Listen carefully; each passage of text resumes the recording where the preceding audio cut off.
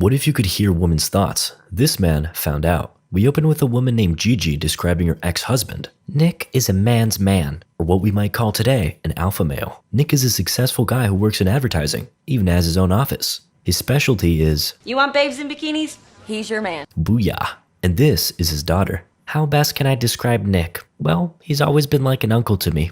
Uncle Dad. Yeah, at least you have a dad. Cutting back to Gigi, she regretfully admits to falling for Nick's charming ways as she continues to tell his story. Nick was born and raised in Las Vegas to a showgirl mother. He spent his days with her backstage, getting all the love from the girls. Lucky boy. Nick clearly didn't grow up in a traditional way. Nothing normal about the way Nick Marshall was raised. And it doesn't take a Freud to tell you this probably messed up the way he views women. Finally, we meet the man himself, Nick, waking up after Stella, his maid, enters his room to clean up. He had an eventful night. When are you gonna get a girl that wears normal undies? Hey, my mother wore underwear like that. Weird flex, but okay. Nick keeps calling his maid babe and... Whoa, not cool. Oh, this movie was released in the year 2000. Makes sense. Naturally, Nick then proceeds to pester Stella to make him a sandwich. Nice. Afterwards, Nick gets some coffee and... Oh, I'm so sorry. Now, you know this is a movie because somehow this ends up as a happy, wholesome moment. If only the world was really that kind and forgiving.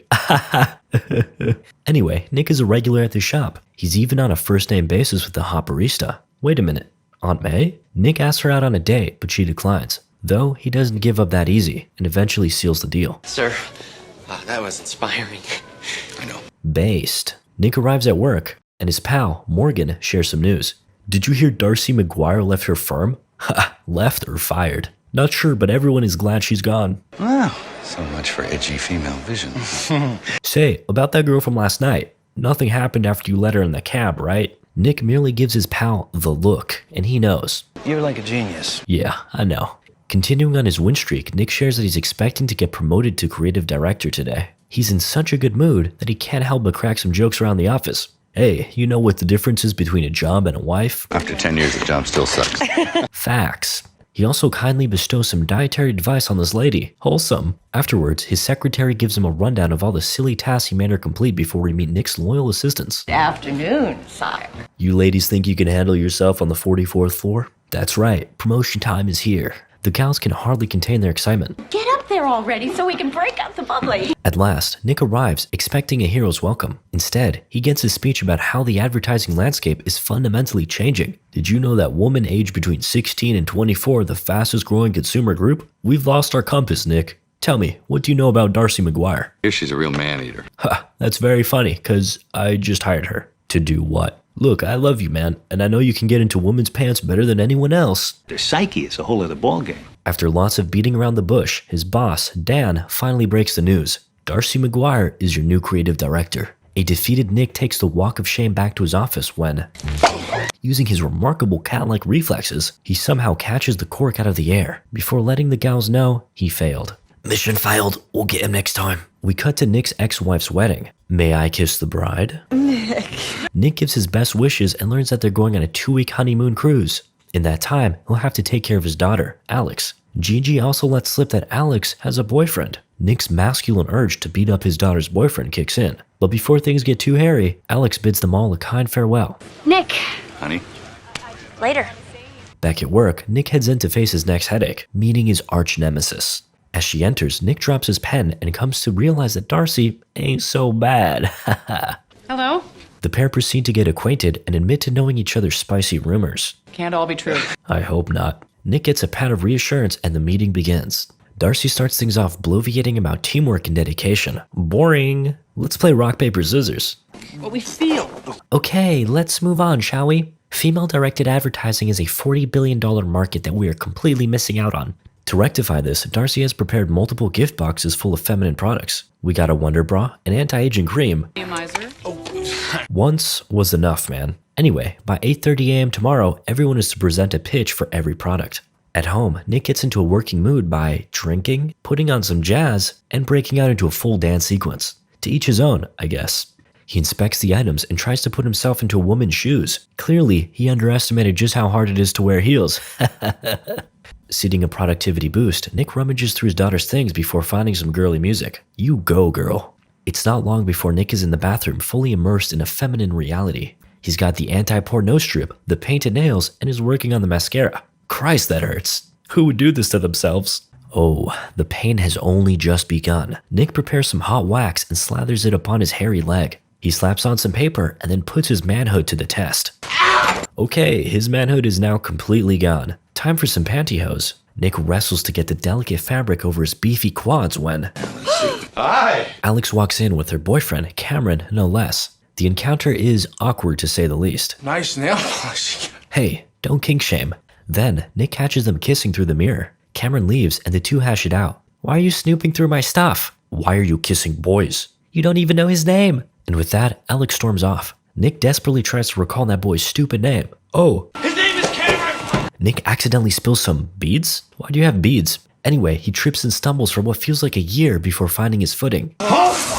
Just kidding. He falls into the tub and before he can get out, the hairdryer he was holding joins him. And that was today's video. Hope you enjoyed. Just kidding. Nick wakes up to the sound of Stella's voice. She starts complaining about the mess and Nick defends himself. But she's quite feisty today. Are we in a mood today? Or so it seems. Nick doesn't realize this yet, but he's hearing her thoughts. He goes on with his day and gets another taste of his new power. What the? I'm scared too, man. Nick decides to walk things off, but soon realizes the truth. He can hear women's thoughts. Even this poodle. I need to poop. Aw. Nick panics and is still disturbed as he arrives to work, quickly realizing that the women are not so fond of him and his antics in the office. Because I have a Yeah, that about sums it up. On the bright side, his ever-loyal assistants have nothing negative to think about him. That's a relief. However, he's still in a panic. Nick browses through a phone book for anyone who can help him. Yes, kids, this was a thing. Then, Morgan fetches him for their 8:30 meeting with Darcy. No, I can't. I need help. Morgan, confused, gets him walking and talking as Nick finally reveals that he can hear women's thoughts. Morgan reveals skeptical even after Nick reveals his lawyer's thoughts on him. She thinks you're overpaid. And gay. What? Listen, man, I can even hear French poodles apparently. Morgan is quick to remind him that if he tells anyone else about this, he's going to a loony bin. Suddenly, this nerdy girl walks by while wondering if anyone would notice if she jumped out the window. Probably not if I didn't get glass on anybody. Okay. Moving on to the meeting, Darcy's thoughts reveal that she's just as nervous as everyone else. She notes that Nick is the only one looking eager to speak, plus he's actually making eye contact with her. Surprising. Though Nick does manage to sneak in a peek, not surprised. Darcy asks him for his insights, but Nick is left flustered as he unsuccessfully tries to sell his lipstick idea. What about... An idea involving the Swedish bikini team. Nick once again realizes that he's not actually well liked by the women of the office, contrary to their laughter of approval. So, Darcy moves to a different proposal, which Nick quickly interrupts with another idea. An idea he stole from this lady's thoughts. Advil. So mild and gentle.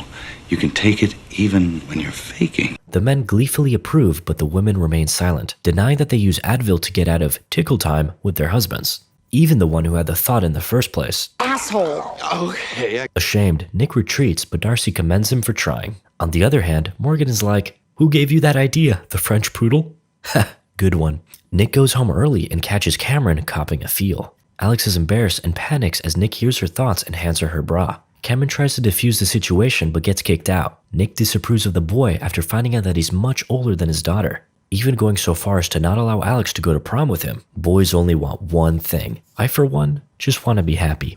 Anyway, Cameron leaves and Alex chases after him. Meanwhile, Nick decides to pull a flash, recreating last night's experiment. Though, in Nick's case, he wants his powers gone for good. This time, he stands on his balcony with the hairdryer held high, waiting for a mighty lightning strike. Don't try this at home, kids. Bolts of lightning from his arse. Whoa, wrong universe? Same actor, though. Nick ends up surviving and immediately goes to check on his powers. I need a woman. Can't relate. He goes to the mall and it looks like he's been cured.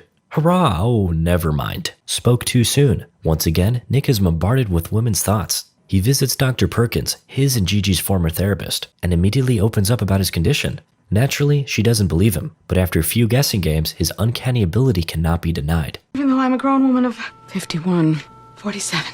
Oh, my lips are sealed. Holy! Dr. Perkins believes that Nick's new ability is a gift. She begins to open his mind as she convinces him that he's extraordinarily lucky. With the perspective of both a man and a woman, you could very well rule the world. After the enlightening experience, Nick returns to his old smiley self as he visits Lola. Overhearing her thoughts, he finds out that she's very into him, which I'm sure Uncle Ben will be rather upset to learn. Nick follows the doctor's advice and puts his gift to use. Reading her mind, he learns that she's scared to get hurt again. So Nick mirrors her thoughts, showing a more vulnerable side of himself. And with that, the date is secured. Take notes, boys. Back in the office, Morgan confronts the lawyer. You think I like boys? Was it the hair? The highlights happen to be natural. She assures him she never said that, and as she walks away, Who has he been talking to? then Nick arrives in a good mood. As he chats with the ladies, he works to improve his relationship with them little by little, especially showing concern for Erin, the depressed glasses girl from earlier. Then he makes his way to Darcy's office and admires her.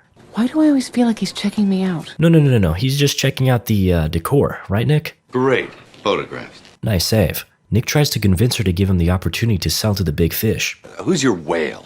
However, Darcy remains resolute in doing it herself. But Nick once again uses his ability to his advantage and learns that Nike's women division is shopping for a new firm. I heard no one knew. Suddenly, Dan interrupts them both to get some insights on a different project. Nick takes hold of the situation, using Darcy's own ideas as his own. She's completely taken aback and tries to give further insight, but her ideas are dismissed. Then, an assistant enters and chimes in that Nick has a call from his daughter. He picks up and acts nicer than usual to impress Darcy, even faking a pleasant goodbye to Alex when she's already hung up on his face. Darcy starts seeing Nick in a new light and even lends a helping hand about his daughter. Going to the prom is mostly about the dress. Feeling victorious, Nick leaves while remarking that with all this brain picking, Darcy won't last a month. Afterwards, he heads home to visit Alex. Nick's really getting the hang of his gift as he turns his daughter's disapproving friends into admiring ones. You guys can order as much pizza as you want, and Alex, we really ought to go dress shopping together. Oh, that is so sweet. Before he can get to that dress, Nick has business to attend to with Lola. Unfortunately, he gets performance anxiety and has to compose himself in the bathroom. Turns out, now that he has his gift, he learns that he's not as gifted in some areas as he thought. I can do this better. Wanna bet? With the guidance of his gift, Nick figures things out. Continuing to use his powers, he immerses himself in the company of women. Nick goes covert and does research while listening to their inner thoughts and desires. At work, he snoops on Darcy's ideas again and carefully writes them down. One day, she excitedly presents her new poster to Dan, only to find that Nick has already beaten her to the punch. Brutal. Meanwhile, Nick is getting along splendidly with his female coworkers. Now that he's in touch with his feminine side, they consider him one of their own. He's even got great advice. And he can't just ignore you all night, stay glued to the TV like some zombie, and then expect you to turn it on like a light bulb. Preach, queen. Later, Nick meets with Darcy to work together on the Nike proposal. He follows her train of thought and is enthusiastically waiting for her to finish. But Darcy catches him nodding. Sus. They eventually form the slogan for the proposal. No games, just sports. Did he come up with that or did I? Darcy is confused but impressed. She confesses that she's heard of Nick's chauvinist reputation and is amazed at how different he really is. And Nick shares the same sentiment about her. Feeling smitten, Darcy urges herself not to fall for a coworker. God, I just looked at his penis. Whoa, Nick is absolutely loving this. At night, he catches Darcy working late. Time to turn the charm on. He joins her and realizes how vulnerable she is. He offers his help after finding out that she's working overtime because he took her desired meeting time with Dan. She needs to present her work by tomorrow instead of later in the week because of him. While on the outside, Darcy is optimistic and confident, Nick sees, or rather hears, the truth. And now, he's starting to feel guilty about abusing his powers. Anyway, back to work, Nick gives his opinions on the pantyhose product, stating that it's a definite winner. Have you ever tried them? Did you put it in the pink box? Darcy is surprised but delighted at the revelation. How did you look in them? Hot. As the two bond over Nick's cross-dressing experience, we come to find that the pair have an undeniable chemistry. Sometime later, Nick fulfills his dress shopping duties with Alex. We commence with the classic movie montage of trying on outfits while being goofy, laughing, and dancing for no reason. They finally agree on a pink dress, and This is what I'll be wearing the last night I'm a... uh-oh, bros. Nick confronts Alex over some food and tries to give her the talk. But Alex assures him that mom already gave her the rundown. Okay, but you don't understand what guys really want. Alex counters with, You've never had a real relationship with anyone in your entire life. ouch. If you slow down enough, you can see the exact moment Nick's heart breaks. Alex leaves Nick to wallow in the realization that he's too late to be a good father. The women around him chime in as well. Move on, dude. It's over. Back at home, Nick watches television. No, not sports or anything like that. He's into the girly stuff now. Suddenly, it's Darcy. Nick gets ahead of himself and responds to her thoughts. And I was thinking of you. I was thinking about you too. They down bad. The two agree to meet for drinks. Darcy has her guard down and reveals her relationship with her ex-husband. She shares that they worked together and how their relationship turned sour as she became more successful. Though, on the other hand, she's feeling very unsuccessful at her new job, all thanks to Nick. Funnily enough, she actually apologizes to him for complaining given that it was the job he wanted. Feeling guilty, Nick thanks her and praises her work ethic. Darcy echoes the compliment before mentioning that she just bought her own apartment. Then, she has a sussy thought. If we kissed, would it ruin everything? Nick is at a loss for words, but she breaks the silence for him. Nick initially hesitates but then goes all in. After many smooches, it's time for Darcy to head home. Before entering the taxi, she tries to work up the courage to ask Nick to come home with her. However, Nick intercepts the thought and wishes her a good night instead. He doesn't want to rush things and probably feels really shitty about the whole sabotaging her job thing.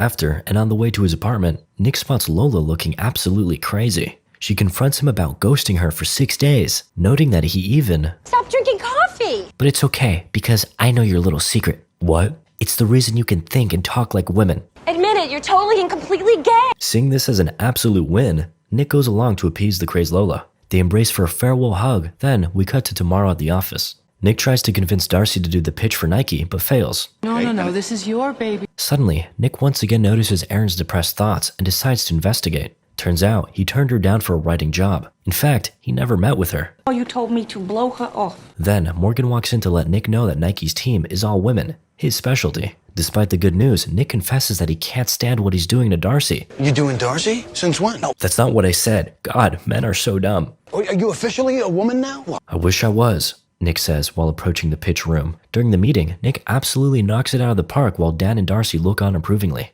Right after, with his guilt reaching a fever pitch, Nick begins to write a confession letter addressed to Darcy. However, she pulls up dancing in a celebratory mood. She invites him back to her place and— nice. Nick asks her about the place and she excitedly gives him the complete tour. Unfortunately, the bed isn't set up yet. Though, with the help of some music coming from outside, the pair enjoyed the night anyway with some romantic, slow dancing. The next day, Nick goes to Dan and he reveals that Nike chose them. Dan thanks him for practically saving the company. However, Nick isn't as enthusiastic and mentions that Darcy is the one he should be thanking. She's the best creative director I've ever seen. Unexpectedly, Nick asks for a leave of absence to Dan's outrage. You want me to have nobody running the shop? But what about Darcy? Yeah, I already fired her. Nick pleads with him to call her, but Dan defends his decision. Nike wants you, not her. There's no me without her. You want to thank me for saving the company? Hire her back. Now that Dan is convinced, Nick needs to go find Darcy. He tries to get in contact with her, but gets distracted after hearing that Erin has gone missing. He searches for her, and an old lady helps him find Erin's place.